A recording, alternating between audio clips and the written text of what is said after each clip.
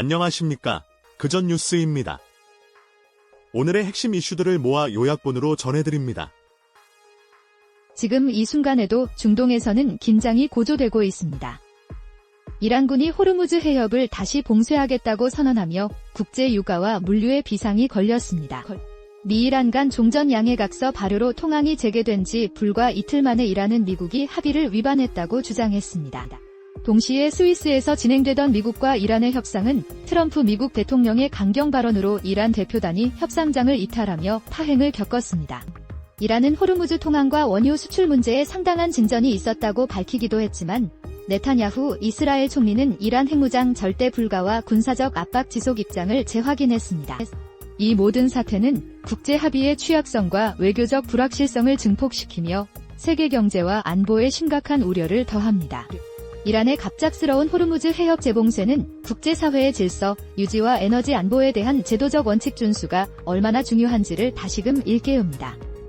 이 사안의 다음 전개, 내일 이 채널에서 먼저 전해드립니다. 56곳의 미국 기업이 중국의 보복 조치 대상이 되었습니다.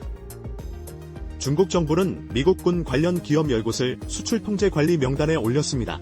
동시에 미국 기업 46곳의 제품을 정부 조달 대상에서 배제했습니다.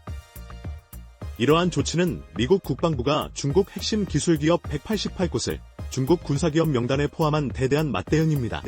중국의 보복 조치는 국제무역에서 자국 우선주의가 강화되고 있음을 보여주며 시장경제의 원칙을 훼손하고 세계 공급망의 불확실성을 가중시킵니다.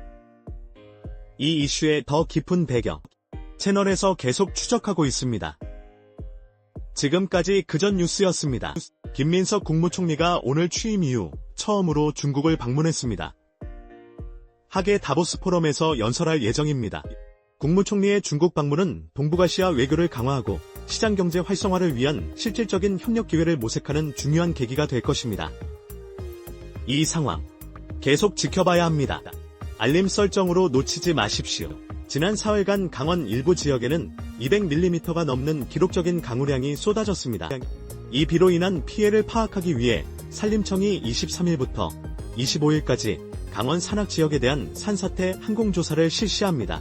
산림청은 인제군 미시령에 259.5mm의 누적 강우량을 기록하는 등 폭우가 내린 속초 시, 인제군, 고성군 산림지역을 헬기로 유관 조사할 예정입니다.